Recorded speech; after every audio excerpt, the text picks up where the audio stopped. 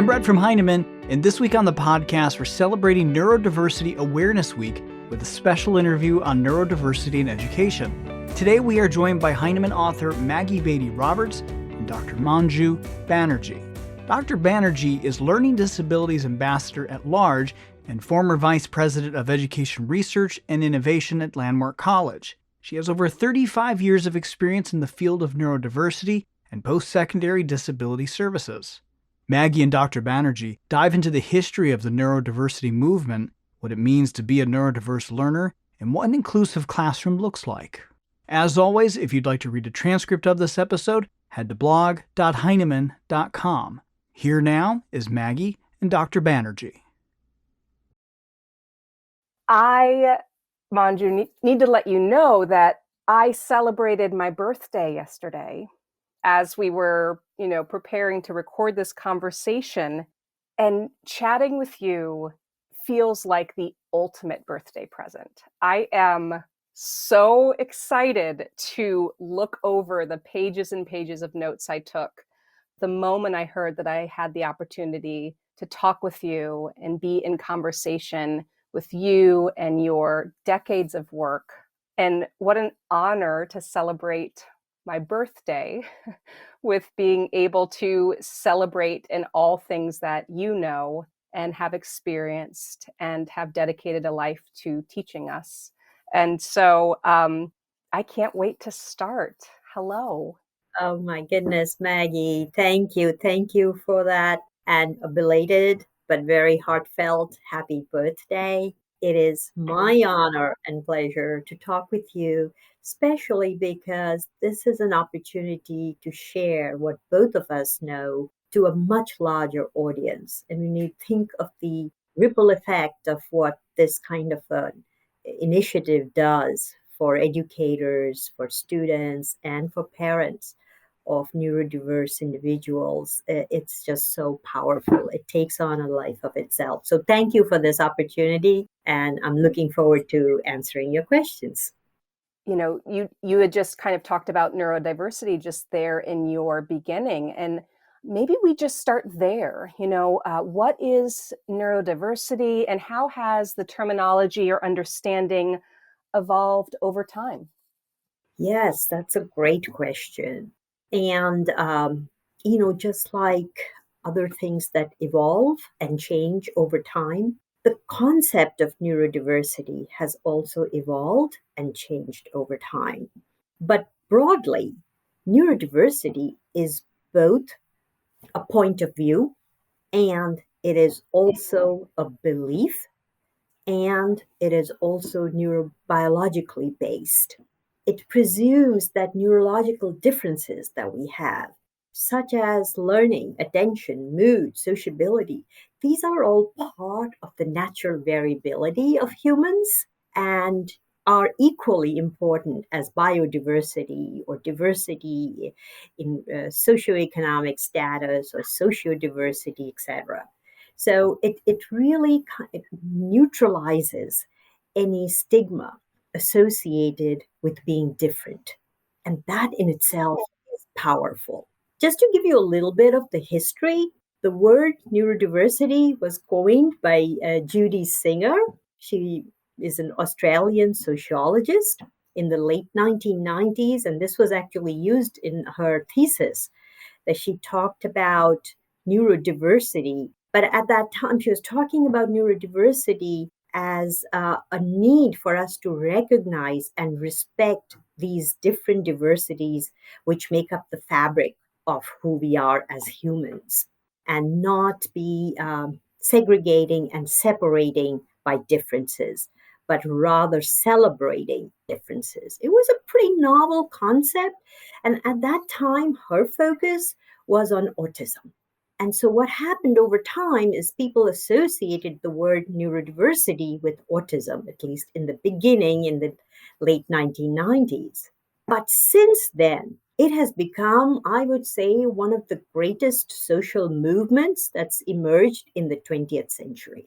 And this term, neurodiverse or neurodiversity, has been embraced by both the educational world, but even more so in the world of corporate America. But let me pause before I elaborate on that for a minute and talk to you about the power of language and the power of terminology. When we have a common vernacular, then we can communicate. Then those barriers in communication fade away because otherwise words come with emotional baggage or social baggage. And we all know that, and that becomes a deterrent. So, neurodiversity, as you can see, is so much more powerful than learning disability or student with a disability or a difference. So I just want us to focus on the audience that hears these to think about this, the power that you have just by using the language that you use. And later on in our conversations, I'll share some more about the power of language and actually some of the research based on that. But coming back to the point I was making about how it's been embraced by corporate America, there are many, many programs and supports that have been developed by these large companies like Fidelity, JP Morgan, Hasbro, Microsoft, that actually actively go out and seek neurodiverse individuals as employees for a whole host of different reasons.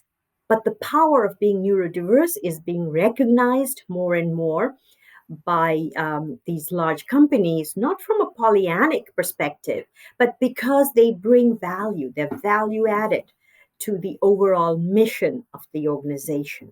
I don't want to say that there are, certain features, characteristics associated with different differences, because that's not necessarily the case that I want to make. But what I want to say is finally the time has come for us to recognize the strengths and not just constantly focus on the deficits of neurodiversity. I mean, there's so many things that we could touch on just with that. One being which systems pick up on, inclusive practices first, or which ones are positioned to do that.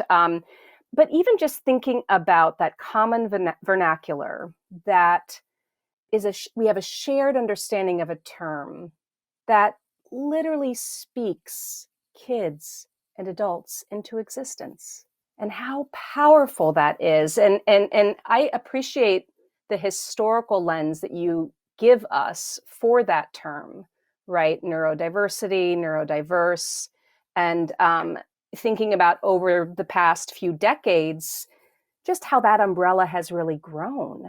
If I think about, I was one of the best days of my life, right? I was diagnosed with ADHD in my late 30s. And it was a moment of feeling like there was a part of me that had been 2D all my life. And then all of a sudden was 3D because of that terminology. Am I correct to say that under the umbrella of neurodivergence, would ADHD be considered underneath that umbrella?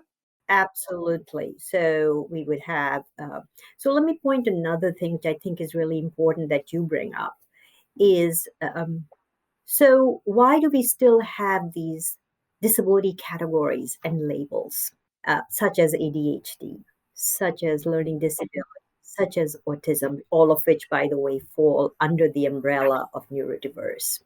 Right now, we are at a very interesting juncture where some of the legal rights that are bestowed by law, which are non-discriminatory by law, such as the Americans with Disabilities Act and in the K through 12 IDEA, Individuals with Disabilities Education Act, they follow a certain terminology and vernacular. And therefore, that using that label allows you to have certain unalienable rights. And where we need to move is to marry the broader understanding of this as a movement, as a matter of pride, and be able to identify neurodiversity as someone needing those legal protections as well.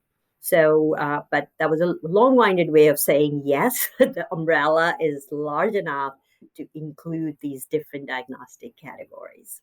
So the way that you talk about it as a movement, as this being one of the great kind of, evolutions of our time, with that comes this maybe unearthing of assumptions we may not even know that we had, right? So even if I position myself as someone who was diagnosed with ADHD later in life, it gave me a whole new lens to look at things that I had always assumed, right, were just, I'm a slow reader. I'm not a good reader. I was taught reading out of an SRA box, and I was constantly yellow mustard. And that's not a good color. It's like, you knew that. And so this time that we have to, give space to what assumptions might we have in terms of the neurodiverse community, and maybe even how we can be more aware of them, right? If we're not even seeing them quite yet. Absolutely. And what a great point. Yes, we do make assumptions. Even the best of us, with the best of intentions, we make certain assumptions about neurodiverse students. And I'm going to highlight maybe about 3 or 4 of them. And I will couch it as points to ponder or caveats to keep in mind. And the first one, I've kind of alluded to it a little bit earlier, is the fact that it's really important as educators for us to understand that these diagnostic labels and these diagnostic categories do not define the individual student. That is really important, because when we make the assumptions about behavioral, educational, and functional, if you will, manifestations based on a diagnostic category, then we are writing that person off. We are setting lower expectations, and we are just doing a disservice not only to that student, but to all the other individuals related, like the parents, the broader community as a whole. So let me give you an example. So let's say Johnny is dysgraphic, and his writing is full of spelling errors or maybe grammatical errors and so on. But if as educators we make assumptions, oh, his writing is poor because he's dysgraphic, we are selling the student short. So it's really important that as teachers, we are very clear in our mind when we set assignments what the rubrics are for that particular assignment. If the rubric is spelling or grammatical or syntactical accuracy, then that's fine, and you can grade accordingly. But if it's the content you're looking for, don't sell the student short because of his sloppy handwriting or spelling errors or grammatical errors and punctuation and so on. So that was just one example. There are so many. So it's really important that while, yes, that is true, that we have certain characteristics associated with different neurodiverse subgroups and populations, but generalizing that to every student is a mistake that we often make even without thinking about it. If you're okay with it, I'll share a couple more. I would love to hear a couple more.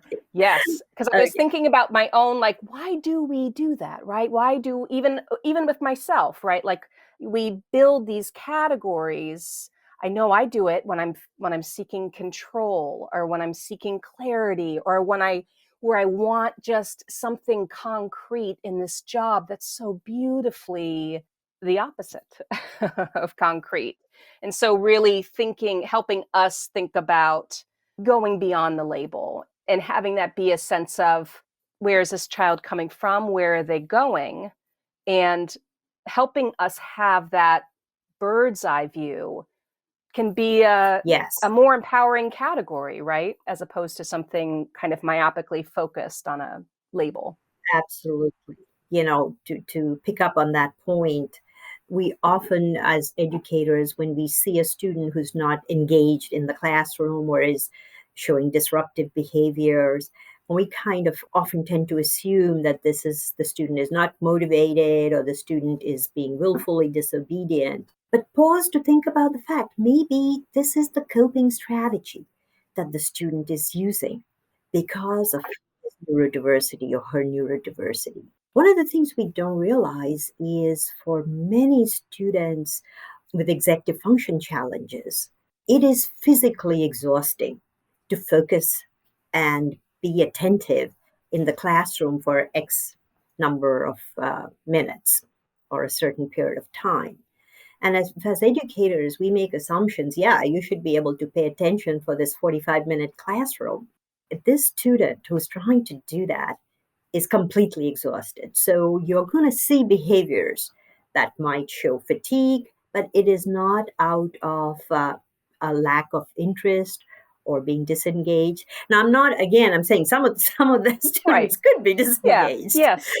But overall, it's really important to kind of look at possibly drill down a little deeper into a behavior that you're seeing in the classroom and try to understand that. There are many ways to do that. You can have a conversation with a colleague who's a special educator. Talk to the students, especially if they're in the high school and higher grades, and kind of have a conversation like, I noticed, you seemed really tired in class today. Is there anything I can help with? Maybe refer a book or recommend something they can watch. So helping students find tools and resources to be focused is important. I think about that fatigue category, right? Like, I taught 7th and 8th grade in Chicago, and I notoriously had my 801 class that started pre 8 o'clock in the morning, right? And 9 times out of 10, most kids, including myself, we really wanted to have our heads on the desk. And I think that when we see kind of physical signs of fatigue, it's very quick to also think about just physical fatigue, not enough sleep, not enough food, but to really also pair that with cognitive fatigue. The fact that many students and adults will need a reset and are cognitively exhausted. And there's been a lot of cons for being an educator, a human, a parent through this global pandemic. I do think one silver lining is I feel like we all really understand that term cognitive fatigue, right? In a way that we may not have ever really understood that. And so even just kind of creating those partnerships in our mind, if I see a student that's exhibiting fatigue, which I would assume is maybe disengagement, I could also think physical fatigue or cognitive fatigue. Those little moves, Manju, I think are really powerful. Absolutely. Those are really, really important to understand. Another caveat that I want our educators in the audience to think about is, we hear a lot about research and research-based strategies and evidence-based strategies. And those are really important. You do want to use in your instructional approach strategies that are evidence-based, such as active listening or reading strategies and so on. But it's also really important to remember that not every evidence-based strategy will work for every neurodiverse student. And it's really important that you spend the time to find out what strategy. So, understanding the profile of the student is really important. I'll give you a very powerful example. And this was brought home to me by Dr. Matthew Schneps. SCHNEPS. He is the founding member of the Science Education Department at the Harvard-Smithsonian Center for Astrophysics. Very, very dyslexic himself, highly dyslexic. We became friends over some research we did together. But what his research showed was that not everyone who demonstrates symptoms of dyslexia benefits from audiobooks. Audiobooks, yes, the majority of students with a reading problem related to phonological awareness challenges benefits from audiobooks. But even within dyslexia, there is a subgroup for whom the issue is visual processing and eye tracking. And for those students, actually, what really makes a difference is the spacing of words on a sentence, in a sentence on a page. And it's the white space. And so he showed, and was part of this research I was involved in with him, is that when you read on a much smaller device like a phone or an iPad, and you can only see 3 or 4 words per sentence, for these students, the eye tracking becomes easier and they're able to read much better. And they actually benefit from that rather than from audiobooks. So, we are moving closer and closer with this umbrella term neurodiversity into a marriage of 3 great fields. One is educational, one is legal, as I mentioned, and the third is medical. So we are learning so much more of how the human brain learns.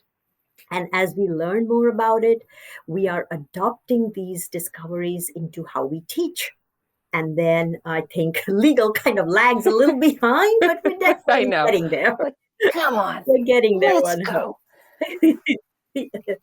So those discoveries, I mean, just even triangulating that in my notes here, right? Education, legal, medical, and just what we have access to with neuroscience via the Human Genome Project I've heard you kind of talk about. And it opens the door to lots of other strategies, right, that might work for kids.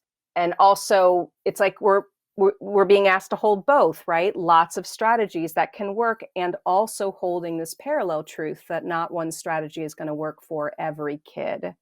Are there any other kind of teaching strategies or learning strategies that seem to be like the one that you just shared in terms of accessing the print that would be helpful for us as teachers in the classroom to know about?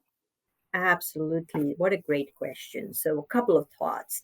I mean, we all know as teachers, multisensory is better than a single mode. And we know the human brain learns best when we have information that is presented in a multisensory modality. That's sure, that's true. We also know that repeated practice, and it's not inane repeated practice, but repeated practice which is strategic, really helps embed the information into long-term memory. So the greater the opportunity for practice, the better the learning. One of the kind of a sidebar here is this notion of cognitive load. And for many of our students, they get easily on cognitive overload. Actually, believe it or not, providing too many directions, oh, you can do it this way, or you could also do it that creates cognitive overload. In the literature, there are 3 kinds of loads that we talk about. One is intrinsic load. And intrinsic load is the load that is, and by load, I mean like cognitive, to recall, to manipulate the information, to store the information, all of that, information processing. So the intrinsic load is the level of difficulty that is intrinsic to the task. Obviously, for example, a task which asks you to add 5 plus 7 is easier than a task that asks you to add 3,472 to 567. Though that's intrinsic to the task. We can't do too much about it other than understand what the intrinsic, what is the student's zone of proximal learning, and then kind of target our load, cognitive load to that. But that's the curriculum. That's what it is.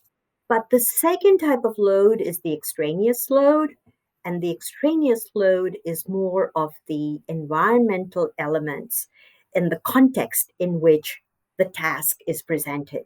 So if the directions are confusing, or the communication is not clear, or the student is being visually overloaded, then you're adding an additional layer of load to just the task itself.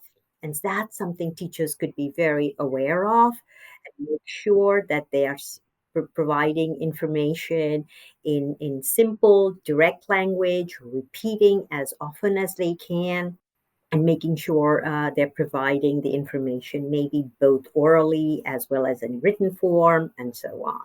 And the third load is germane load. That is the load that's needed to take information from our working memory like we're doing right now. And what are you and I doing to convert it to germane load? We're taking notes. So giving students the tools that will help them to convert that information from their working memory into long-term memory. And because we know neurons that fire together wire together. So that's the medical piece. We know that. So in education, if we can give them that opportunity for practice, we are helping them build those neurons for learning.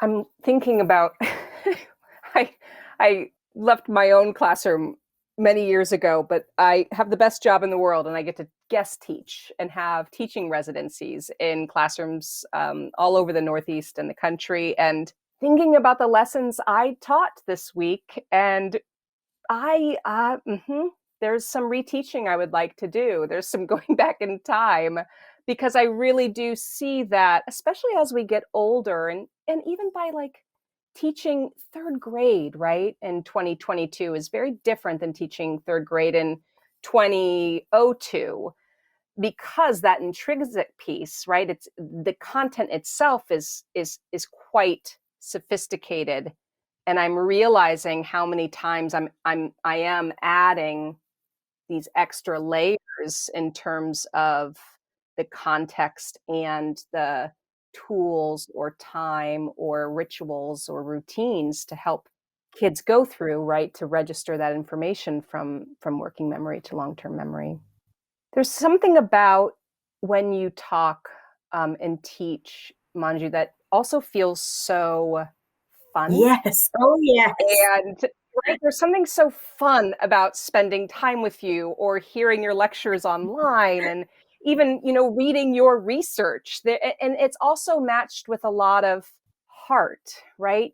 I feel so much from you, not just your passion for this work, but I can only imagine that is probably something I should write down and tap into, right? This notion of where does fun and empathy and playful relationships with failure as you're learning, like there is this piece of it that feels so human, and I love that. Oh, you really struck a chord with me on that, because let me take a step back and I'll respond to your question. For the longest time in special education, our focus has been on remediation, on finding the deficit and remediating it for our neurodiverse students. But in more recent years, the focus has been an asset-based approach. What are the strengths and how can we facilitate those strengths? And my personal belief in there is key to that is finding elements in the teaching environment over which students can have some sense of control. Because when they have control, that's when you create self-determined students. That is when they are intrinsically motivated. And today's society, as you were talking about, the younger generation of today, where are they dwelling? They are dwelling in the world of video games and games. So why don't we as educators find ways to select those elements of games which are fun, which are so engaging, and have students focusing on them for hours at an end without it becoming an obsession and without it becoming more of a detriment to learning rather than enhancement for learning. And this is not new, this concept of gamification. It's been around for a long time. But this is something for our teachers and our audience to think about. Gamification essentially refers to bringing in elements of games into your teaching. Why? Because two things. Games are fun, and we learn best when something is fun because we are intrinsically motivated and engaged. And number two, most games have a probability of success built in. And for many of these neurodiverse students who have never faced success because they believe no matter what they do, they're not going to succeed. But if they're in a learning environment where there is a probability of success built in, the stacks are already, the cards are already stacked in their favor, they're going to be more engaged. So here's an example. So when we talk about games, the language, and again, this is the power of language. We talk about students being on leaderboards and having leveling up to a higher level. And the research has shown that when we can give students and when we use words such as leveling up in a leaderboard on, let's say, unique and quirky spellings, if let's say that's your leaderboard, and instead of giving a C minus or a D, you give them a level such as you are still an apprentice, and then you will level up. And lowest level could be a novice, and then you level up to an apprentice, and then you level up to a master. Believe me, if you Google this, you'll find many other levels in between. But the research has shown that instead of giving grades, especially with a red pen, if you give them these levels, and all you're doing is just changing the word from a letter grade D or a C minus to a letter grade novice, it has a very powerful impact on the student. Why? Because grades carry baggage, emotional baggage. And being a novice does not. You're a novice at this game. But yet, it helps us as educators achieve our purpose. And it's like universal language when I'm picking the boys up on the playground and I'm, saying, oh, it's Friday, which means it's Family Minecraft Day. Mm-hmm.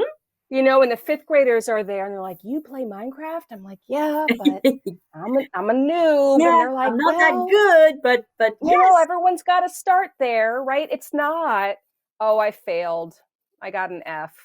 It just shuts down the conversation. And so that even piece in terms of thinking about our feedback, our assessment, our helping kids give themselves a placement that makes sense to them in their learning, that a novice or an apprentice or a noob, and that all makes sense, as opposed to you're a one, right? Yes, yes, or it's a no, D. it's a D, exactly, right? or It does. It's a quick reframe that is both kid-centered and generative in movement and progress. Absolutely. So gamification is a great tool for developing intrinsic motivation and what I call desirable challenge. If it's used right, you create what's called that desirable challenge. So it's not too challenging, or it's not too difficult, and yet it's not too easy. And what I love is you can create so many different leaderboards. You can create a leaderboard for the most creative math problem. Let's come up with that. Let's create a leaderboard for different types of exceptions to the rule for spelling. Yes. And how many can you come up with? So as educators, what we want to do is pick what is good and detour around what is not so good. And that's where we need to be, instead of railing against social media. It's kind of stagnating the brains of our young kids when they spend so much time on it. That's our reality. Let's find ways to deal with it. In terms of that piece, like we're going to have to do something, right? Teachers, we have to do something. So it's either going to be maybe what you had just mentioned, but there also can be other things that teachers can actually do, like specific things that we can put in place that help build and foster the relationships and creating, right, the learning environments that really help neurodivergent students, and most likely all students, really thrive. Is there anything that you've learned in your time, especially researching learning environments and building relationships with students, that are things that we should know about? Yeah, yeah, and you're going to have to pardon me for this, but I have to give a shout out to Landmark College, uh, because as you know, we are only one of two post-secondary institutions that work only with neurodiverse individuals. But one of the things that is just so intrinsic and organic to the Landmark College environment is educators and primarily advisors, but also the faculty, working to build that trust with the students. Think about it. As a teacher, we are almost inherently in a power differential with students. We are in a position of power, and that can be intimidating to students. And if we want students to engage and open up, we start by building trust. And it's not easy and it takes time. But something that we use at Landmark College, I think is just very, very effective, are what's called non directive coaching. And I'll share some of the tenets of non directive coaching. And this is something as teachers we can really do, we can adapt it to our particular situation. But in general, the first tenet is talks about creating a non-judgmental and a safe space to fail. And we do that very deliberately and intentionally. So it's focused on mutual respect, mutual trust, but students know that this is safe. So I can raise my hand and ask that stupid question. How many times, as students, including myself, have felt, I don't want to raise my hand and ask that question because I'll look stupid. But if the teachers start by creating that environment where everyone can take good risks, that is the environment of trust. Another tenet talks about engaging in what we call curious questioning. And curious questioning is asking the where, the when, the how question, not the why. Like, why didn't you turn in your assignment? Not that, but more like, what happened or how can I help? Talking about we rather than you didn't do something. So that's curious questioning, neutral listening. Another thing which is really interesting is thinking about setting goals such as prioritizing tasks, etc., but doing it in a co-determined fashion. So we don't, as educators, tell the student, you need to XYZ, fill in the blank. But rather we say, what do you think about it? What would you want your three goals to be to finish this assignment by Friday? What do you think you need to achieve? So, co determining. What happens once you do that, you can then fade away the scaffolds and your words kind of become the scaffold in the student's mind. I still hear my doctoral thesis advisor in my head when I'm looking at a piece of work or I'm reviewing a manuscript for a journal, and I can hear her say, "No, that's very sloppy. That's not the word. I mean, she didn't use that word, but essentially." So the student starts hearing because you become trained in that. Another tenet of non directive coaching is talking about self management of emotions. These don't happen just by some students, it is by observing others. But for many, they don't have people they can observe about managing emotions. So giving them that scaffold, that framework for self calming, for example. One of the things we talk a lot about, and we've done some interesting research, is around cognitive reappraisal, which is rethinking the interpretation of a negative situation so that it helps calm you down. And then finally, the last tenet I want to emphasize is accountability. Yes, students can expect understanding, flexibility, a safe space to learn, all of that, but they also have to be accountable for their behaviors.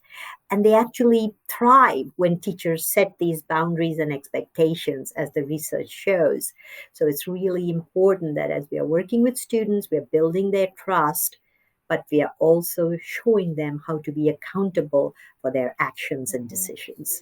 And it's, even just pairing that last tenant with, putting the student or person in the driver's seat by saying, what would you do? What would be the steps you would take to solve this problem, right? So because that is a model for the student having agency, it feels then, because I'm driving this, it's so much more natural to kind of crave and want and welcome accountability. Can you say just a teeny bit more about that cognitive reappraisal? So let's think of an example. You get your student and teacher gives you some feedback, which is kind of critical about an assignment, an essay you wrote or whatever. And what do we often do? We come back, shove that into the backpack and never open it up, never want to look at it again. And, we're pretty upset. We're upset at recess, upset going home, didn't like the comments. This is what Carol Dweck talks about, having a fixed mindset. But if the student was taught the tool to reappraise, and you could do it through self-talk and say, you know what? Okay, I got a bad grade, but there were some comments in that essay from the teacher that were really powerful. Maybe I wouldn't use the word powerful, but I would say something like, yeah, they were something to think about. And then I go back and I talk to myself and say, well, what's the silver lining here? Well, maybe I could talk to the teacher. Or even if I don't feel brave enough to talk to the teacher, I could take another look at those comments. And maybe there's something good in the fact that I got this poor grade. What you're doing by doing self-talk is helping yourself calm down. Self-talk is a strategy for cognitive reappraisal. Naming the emotion you're feeling is a strategy of cognitive reappraisal. So there are a bunch of different tools that you can use. And the research shows that when you are faced with a negative or an anxiety-provoking or upsetting situation, people often go into behaviors like denial or refusal or displacement, those kinds of things. But the strategy approach that is most effective is when you do a reappraisal of the situation. And as educators, we can talk about our own difficult situation and how we used cognitive reappraisal to rethink that situation, help us calm down, and then be able to address that in a more positive way, the difficult situation in a more positive way. Makes so much sense, because it's like you can't control, right? There's gonna be many times that the task in front of you is quite stressful, or if time demands kind of are your kryptonite, and here we are in the season, at least in 3rd to 8th grade, we're in the seasons of high stakes testing at the state level, and that tends to kind of be a buzz that comes to conversations around curriculum now, or you can even see some kids starting to get nervous around kind of just any statewide assessment. And you're right, we can't, and that wouldn't be the goal, right? To eliminate anything that feels stressful. But thinking about, what are the ways that we can teach kids to help set them up for the most success, to confront and move through those environments. Do you have, in terms of any tips for supporting kiddos, especially kiddos in the neurodivergent community, as they kind of move through that season of school? Yeah, absolutely. So I would say, first of all, to realize, and that's really important for neurodiverse students, is you're not alone. Start the preparation early. Work with your school's counselor or transition person or whoever is advising you on state assessments, any other transition assessments that you're taking. So number one, start the process early. And don't try to go it alone. And this is advice for my parents in the audience. Work with your school. It is easier because schools have channels of communication with these testing agencies, and they know the protocol, they know the process. So start with that. The second thing is, and again, this is where legal comes in. If you have a you have a diagnosis, you are entitled to accommodations. So make sure you have all your paperwork in place well ahead of time. Make sure that the paperwork, by which I mean documentation, whether it's your IEP, 504 plan, an RTI assessment, whatever, just make sure that you have that. When you are going to transition to college, it's really, really important to know the differences between the two laws that govern K through 12 and post-secondary.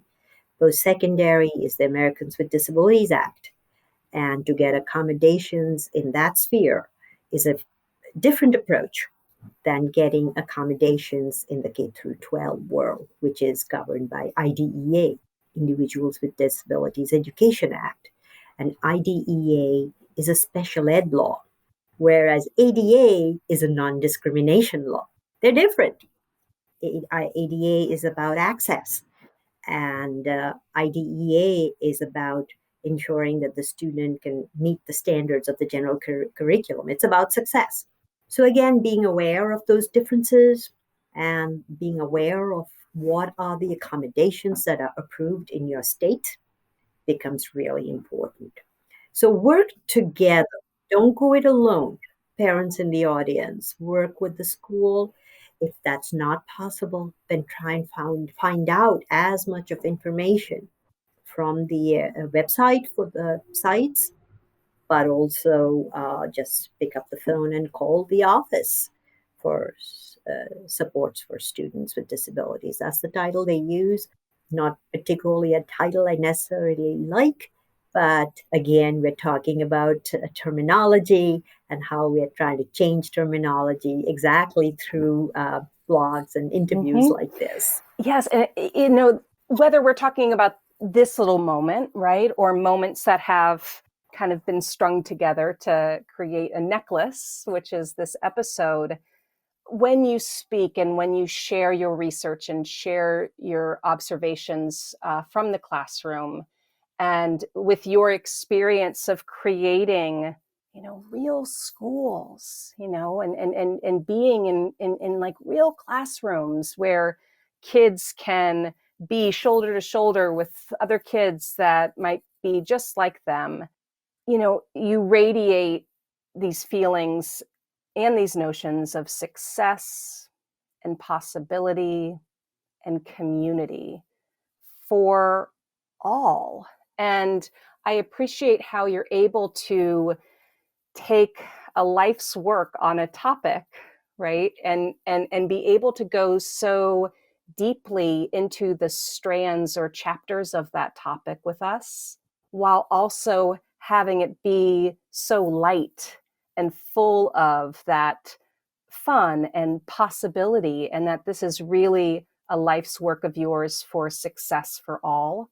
And I will not underestimate when I say that I will probably be listening to this podcast in the triple digits in terms of listening and re-listening and re-listening. Thank you so much for sharing all that you have from your work and yourself with us this afternoon. Thank you, Maggie. Thank you so, so much. I've lived this. I have lived neurodiversity, not just as an adult in my research and professional work, but as a student in school, in grade school. So I've seen both sides. I really understand it. It's so important that we take an individualized approach. We don't group all neurodiverse students into one category. And to do that, we really need teachers who are flexible, who are empathetic, and who really also know how to make students trust them. That is so, so important. We have many terrific teachers. We're learning so much in terms of the new normal that we are in. And I am very optimistic about the future. I really feel it is forums like what you're doing here and spreading the word that is going to make the difference. Thank you so much for inviting me. Our thanks to Maggie and Dr. Banerjee for their time and expertise today. You can follow Maggie on Twitter at Maggie B. Roberts, all one word. And Dr. Banerjee can be found at Manju Banerjee, again, all one word. If you would like to learn more about neurodiversity in education, head to blog.heinemann.com for a list of readings and resources. The Heinemann Podcast is a production of Heinemann Publishing. It is produced and edited by Steph George. Sound mixing by Steph George. Our creative producer is Lauren Audette. And our executive producer is me, Brett Whitmarsh. To learn more about the Heinemann Podcast, visit blog.heinemann.com. Thanks for listening. Copyright Heinemann Publishing.